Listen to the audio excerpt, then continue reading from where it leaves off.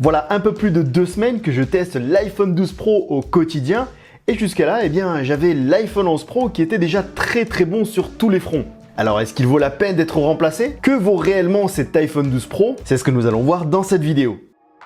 Salut, c'est Ayman et aujourd'hui nous allons tester l'iPhone 12 Pro en le comparant avec ce qui était l'un des plus hauts de gamme jusqu'à sa sortie du coup, à savoir l'iPhone 11 Pro. Cette nouvelle génération marquera l'arrivée d'un tout nouveau design ou plutôt d'un renouveau de design. Cette année, exit les bords arrondis que l'on connaît depuis l'iPhone 6, Apple revient sur un design qui a marqué l'âge d'or de l'iPhone, à savoir un design avec des bords plats. Sans parler bien sûr des iPhones sortis avant l'iPhone 4. Et personnellement, je ne peux pas m'empêcher de ressentir une certaine nostalgie en ayant cet iPhone 12 Pro entre les mains, me rappelant mon tout premier iPhone, à savoir l'iPhone 4 justement.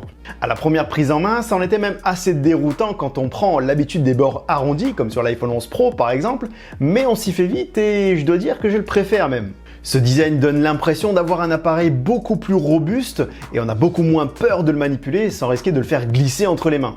Les matériaux utilisés sur les bordures est de l'acier inoxydable, le même composant utilisé pour ceux des iPhone 11 Pro. Cette finition brillante laisse cependant apparaître les traces de doigts plus que sur l'iPhone 11 Pro, dû à ses bords plats justement. Cela dit, ces matériaux donnent à cet iPhone 12 Pro ce côté premium, prestigieux, luxueux même, car on a véritablement l'impression d'avoir un bijou entre les mains et c'est d'autant plus flagrant avec la finition or. En parlant de coloris, vous l'aurez remarqué, celui que j'ai choisi est le bleu Pacifique, un bleu que je trouve sublime, un bleu que je trouve en parfaite adéquation avec le design en général. Mais là, ce n'est qu'une affaire de goût. À l'instar de l'iPhone 11 Pro, le dos de l'iPhone 12 Pro sera confectionné d'un verre dépoli, laissant ressortir la pomme et le module photo. L'écran de l'iPhone 12 Pro sera aussi plat que ses bordures, contrairement à celui de l'iPhone 11 Pro et des modèles précédents qui étaient légèrement incurvés sur les bords et mine de rien, cette notion pourrait avoir son importance si vous comptez protéger l'écran de votre iPhone 12 d'un verre trempé, qui du coup pourra le protéger de bord à bord. Justement, en parlant de son écran, il sera légèrement plus grand que celui de l'iPhone 11 Pro,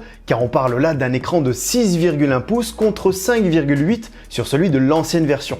Pour être franc avec vous, avant de l'avoir en main, j'avais un petit peu peur que cette différence ne se ressente, mais en fait pas du tout, du fait qu'ils aient légèrement réduit ses bordures. Sinon, mis à part la taille, l'écran ne change que très peu. On sera toujours sur un écran Super Retina XDR, soit un écran OLED, avec une densité de 460 pixels par pouce. Sa résolution, lui, a augmenté légèrement, ce qui est en fait tout à fait logique, du fait que la taille d'écran a aussi augmenté. Sa luminosité n'aura pas changé, car on atteindra toujours les 800 nits en mode standard, et pourra aussi atteindre les 1200 nits si vous affichez du contenu HDR, pendant une session Netflix par exemple. Bref, vous l'aurez compris, mis à part sa taille, l'écran n'a quasiment pas changé. Même son encoche restera identique à celui que l'on connaît déjà depuis 2017 avec l'iPhone 10. Apple n'a toujours pas trouvé le moyen de la supprimer ou du moins la réduire dû aux différents capteurs qui s'y cachent. Toujours concernant son écran, Apple nous promet là une résistance jusqu'à 4 fois supérieure à celui de l'iPhone 11 Pro grâce à ce qu'ils appellent le Ceramic Shield. Et donc, c'est ce que nous allons tester tout de suite.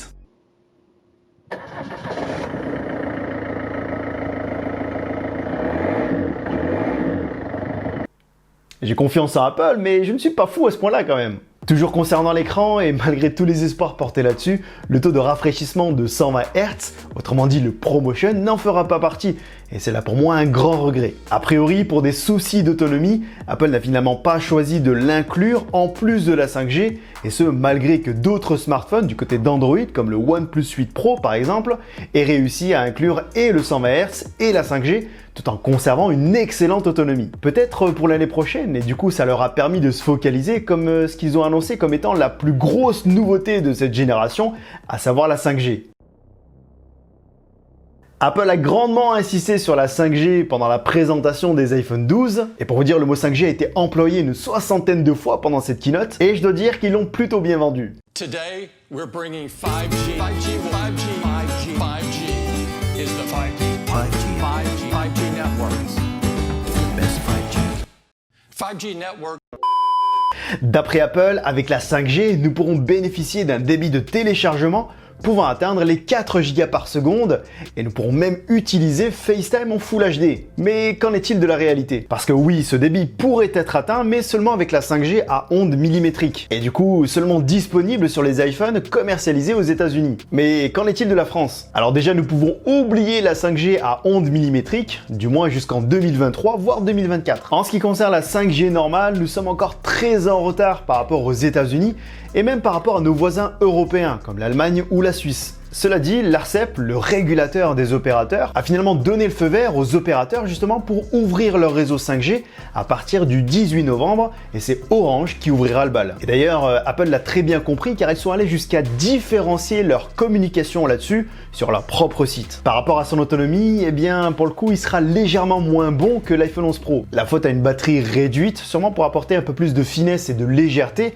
par rapport à sa taille bien sûr. Dans les faits, l'iPhone 12 Pro m'a quand même tenu la journée pour une utilisation qui est pour moi classique, soit un peu de navigation, quelques tweets envoyés, quelques vidéos lues, pour arriver en fin de journée aux alentours des 10%. Cela dit, c'est toujours 10% de moins que pour mon iPhone 11 Pro.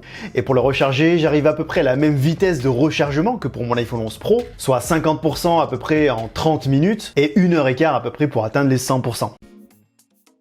Là où il y a du changement, c'est du côté de cette nouvelle fonctionnalité implémentée sur ces nouvelles iPhone 12, à savoir MagSafe. J'en ai dédié d'ailleurs une vidéo entière là-dessus, et si vous voulez absolument tout savoir de MagSafe, n'hésitez pas à cliquer sur le petit juste au-dessus. Et grâce à MagSafe, Apple nous propose un chargeur à induction aimanté qui propose une charge rapide de 15 watts, à condition que vous ayez un bloc d'alimentation d'un minimum de 20 watts. Et bien qu'il soit possible de recharger son iPhone 11 Pro avec, la charge ne sera limitée qu'à 7,5 watts. Il y a aussi beaucoup d'autres possibilités avec MagSafe et ça lui promet un bel avenir. Cette année, là encore, nous nous retrouvons avec un iPhone muni de 3 capteurs photo. Cet iPhone 12 Pro sera donc muni d'un capteur ultra grand angle, un capteur grand angle ainsi qu'un téléobjectif, tous trois de 12 mégapixels exactement comme le 11 Pro. Toutefois, dans ce domaine, il y a quelques différences notables. La première est que le capteur grand angle aura une plus grande ouverture, ce qui améliorera tout de même les photos en basse luminosité. La deuxième différence est que ce module photo sera équipé en plus d'un capteur LiDAR. Et ce capteur introduit sur l'iPad Pro cette année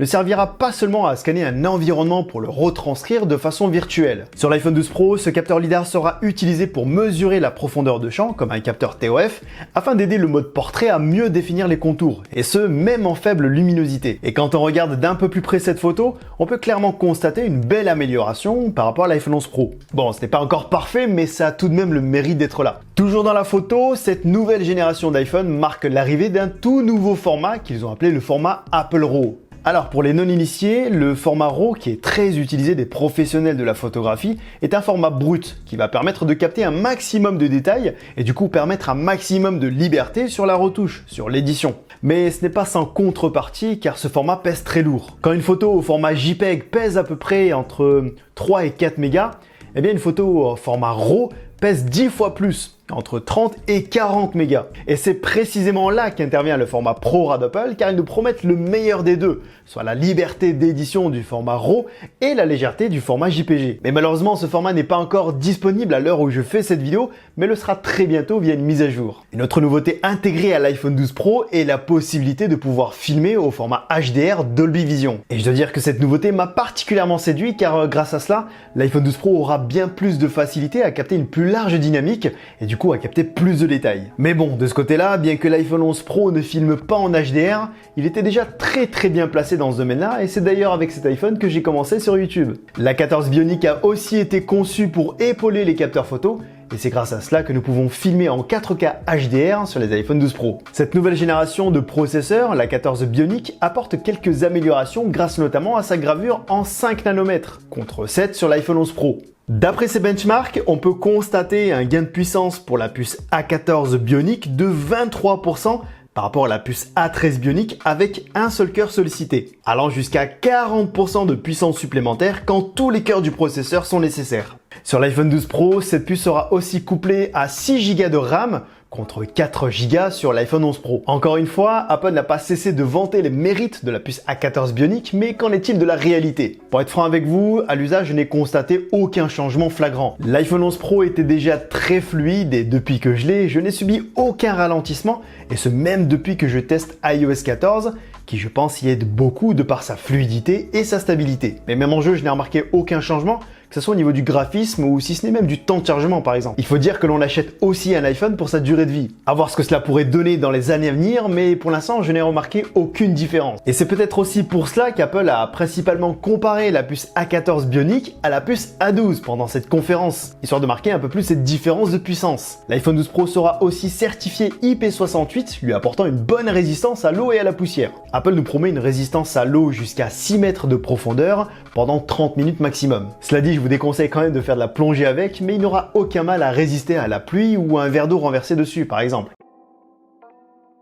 Pendant ce test, j'ai remarqué quelques différences notables entre l'iPhone 12 Pro et l'iPhone 11 Pro, comme l'appareil photo, qui s'est vu épaulé d'un capteur LiDAR pour améliorer le mode portrait, ou encore un mode nuit de meilleure qualité. Bien que je regrette qu'il n'ait pas fourni le même capteur grand angle que sur l'iPhone 12 Pro Max, qui lui a un stabilisateur optique avec déplacement du capteur en plus. Mais mis à part ce petit upgrade sur l'appareil photo et bien sûr son design que je trouve sublime, je n'ai trouvé aucun intérêt de passer d'un iPhone 11 Pro à un iPhone 12 Pro. Sauf peut-être pour la 5G, mais le temps qu'elle soit disponible partout, eh bien je pense que l'on pourrait se passer de cette génération d'iPhone. Cela dit, pour une grande majorité d'entre nous, je pense sincèrement que l'iPhone 12 sera amplement suffisant, tant la différence entre l'iPhone 12 Pro est faible, beaucoup plus faible encore que l'année dernière avec l'iPhone 11 et le 11 Pro. Vous aurez sur l'iPhone 12 exactement le même écran, un écran OLED, les mêmes capteurs grand angle et ultra grand angle, le même processeur, la puce A14, et mis à part les finitions et les coloris, vous aurez exactement le même design. Surtout si vous n'êtes ni professionnel de la photo, ni professionnel de la vidéo.